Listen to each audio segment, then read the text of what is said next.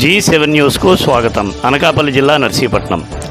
ఈ ఎన్నికలలో విజయమైన అపజయమైన ఎన్నికల అనంతరం నా సమయాన్ని, నాకున్న సామర్థ్యాన్ని నర్సీపట్నం ప్రజల సమస్యల పరిష్కారం కోసం వినియోగించాలని నిర్ణయం తీసుకున్నానని నర్సీపట్నం అసెంబ్లీ నియోజకవర్గం కాంగ్రెస్ పార్టీ అభ్యర్థి రొత్తల శ్రీరామ్మూర్తి అన్నారు.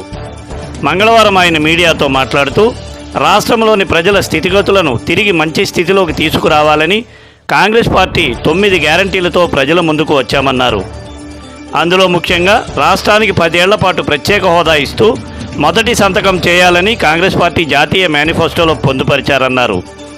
రాజశేఖర రెడ్డి హయాంలో రైతు రుణమాఫీ అమలుపరచగా రాష్ట్రంలో రైతులందరూ సంతోషంగా ఉన్నారన్నారు. ఆయన తదనంతరం అధికారంలోకి వచ్చిన తెలుగుదేశం, వైఎస్ఆర్సీపీ ప్రభుత్వాలు రైతు రుణమాఫీ అంశాన్ని మేనిఫెస్టోలో కూడా చేర్చలేదన్నారు. ప్రతి రైతుకు ఒకేసారి 2 లక్షల రుణమాఫీ కాంగ్రెస్ పార్టీ రెండో వాగ్దానం అన్నారు. రాజశేఖర రెడ్డి ప్రారంభించి అర్ధాంతరంగా ఆగిపోయిన రచ్చబండ కార్యక్రమాన్ని షర్మిలమ్మ మాత్రమే కొనసాగించడానికి నిర్ణయం తీసుకున్నారన్నారు. రాష్ట్రం విభజనలో ఒక సిపిఎం తప్ప అన్ని పార్టీలు ఆమోదం తెలిపి ఈరోజు సంబంధం లేనట్టు వ్యవహరిస్తున్నాయన్నారు. ఎన్నికల వరకు ప్రచార కార్యక్రమాలు, అనంతరం ప్రజా సమస్యల పరిష్కారంలోనే నర్సీపట్నంలోనే ప్రజలకు అందుబాటులో ఉంటానన్నారు. గత 50 ఏళ్లుగా కాంగ్రెస్ పార్టీ రాష్ట్రానికి చేసిన సేవలను గుర్తించి హస్తం గుర్తుపై ఓటు వేసి తనను గెలిపించాలని నర్సీపట్నం ప్రజలకు ఆయన విజ్ఞప్తి చేశారు. అందరికీ నమస్కారం. మీ ద్వారా నర్సీపట్నం ప్రజలకు కూడా నా నమస్కారాలు. మీకు ఆల్రెడీ తెలుసు, ఇక్కడ కాంగ్రెస్ పార్టీ నన్ను అభ్యర్థిగా నిలబెట్టడం, నర్సీపట్నం నియోజకవర్గం నుంచి కాంగ్రెస్ పార్టీ అభ్యర్థిగా ఏప్రిల్ 24వ తారీఖున నామినేషన్ వేయడం జరిగింది. ఇక్కడ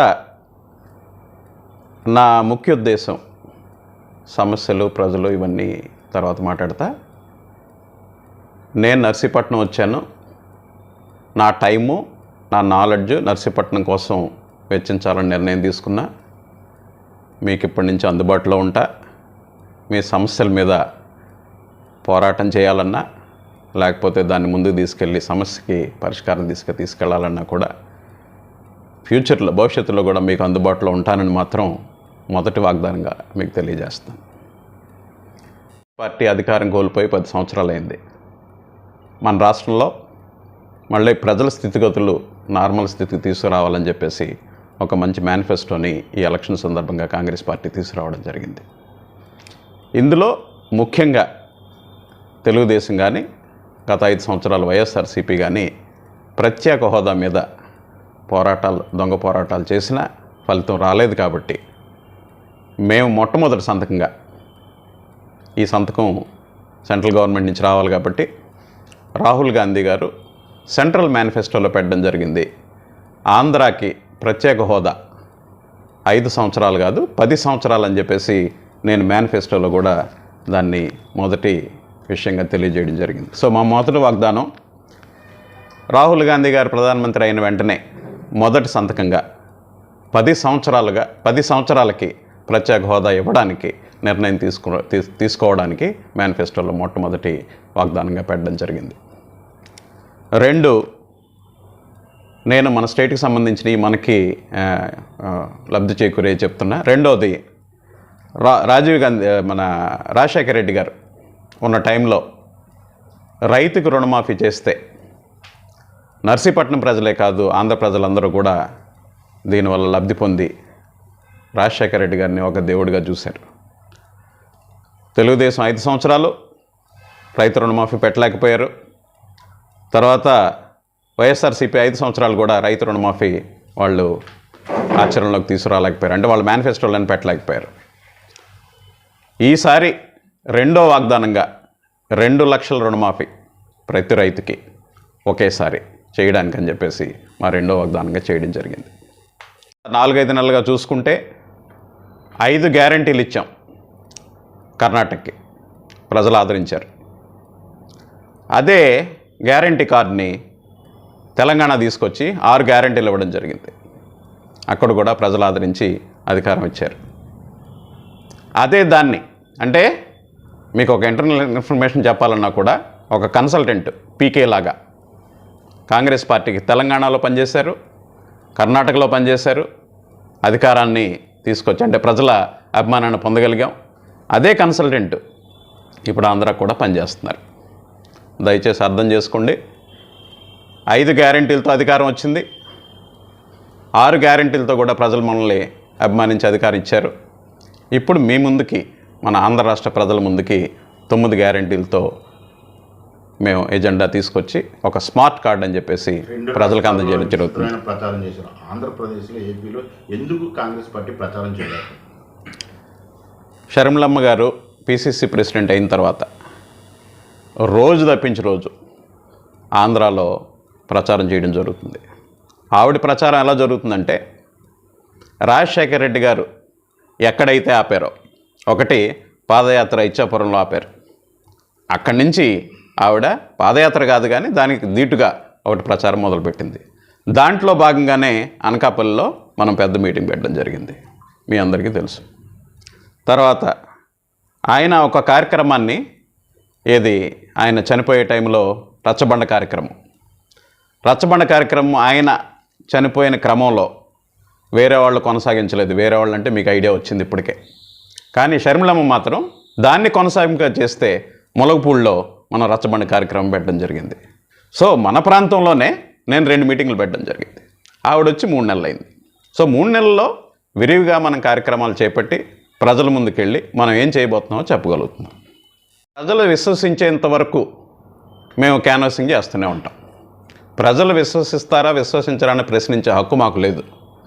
వాళ్ళు ఒప్పుకునేంత వరకు, వాళ్ళు నమ్మేంత వరకు మేము మా విషయాలు చెప్తూనే ఉంటాం. మమ్మల్ని నమ్మండి అని.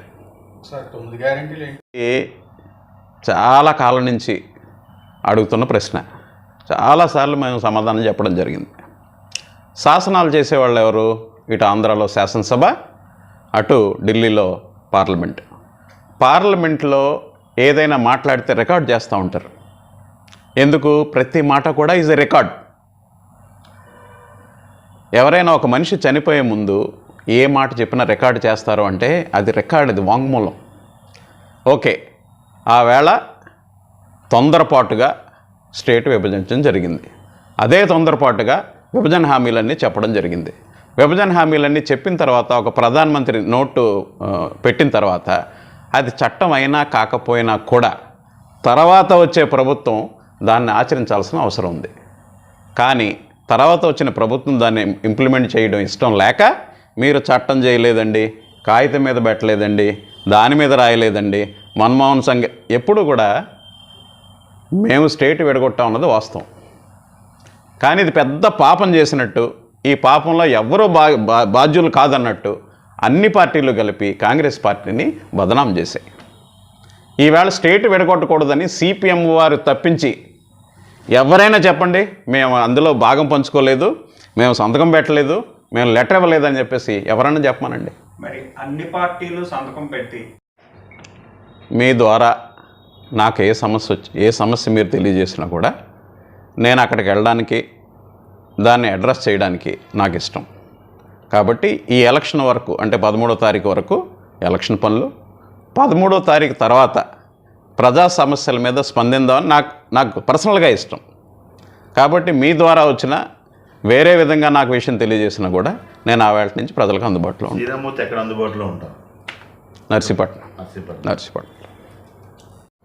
జాతీయ పార్టీ తరపున నేను పోటీలో ఉన్నా. జాతీయ పార్టీ ఒక ఎజెండాని ప్రజల ముందు తీసుకొచ్చి 4 మండలాలు, 1 టౌన్లో ప్రచారం చేయడం జరుగుతుంది. నేనేం చేశానంటే, ఈ ప్రచారానికి సంబంధించిన కరపత్రాలు 53,000 గృహాలు ఉన్నాయని లెక్కలోకి తీసుకొని 53,000 ఇళ్ళకి కరపత్రాలను అందజేయడం జరిగింది. అది నా బాధ్యతగా. ఇప్పుడు దయచేసి ఇక్కడ ప్రజలు నేను పంపించిన వాగ్దానాలు కానీ, కాంగ్రెస్ పార్టీ ఇచ్చిన మేనిఫెస్టో కానీ దయచేసి చదివి అర్థం చేసుకొని, గత 50 సంవత్సరాలు ఇక్కడ పరిపాలన చేసిన విధానాన్ని ఒకసారి గుర్తుకు తెచ్చుకొని, అటు ఇందిరమ్మ చేసిన సేవ కానీ, రాజీవ్ గాంధీ గారు చేసిన సేవ కానీ మీరు గుర్తించి ఈసారి హస్తం గుర్తుపై ఓటేస్తారని చెప్పేసి మనస్ఫూర్తిగా కోరుకుంటున్నాను. నమస్కారం.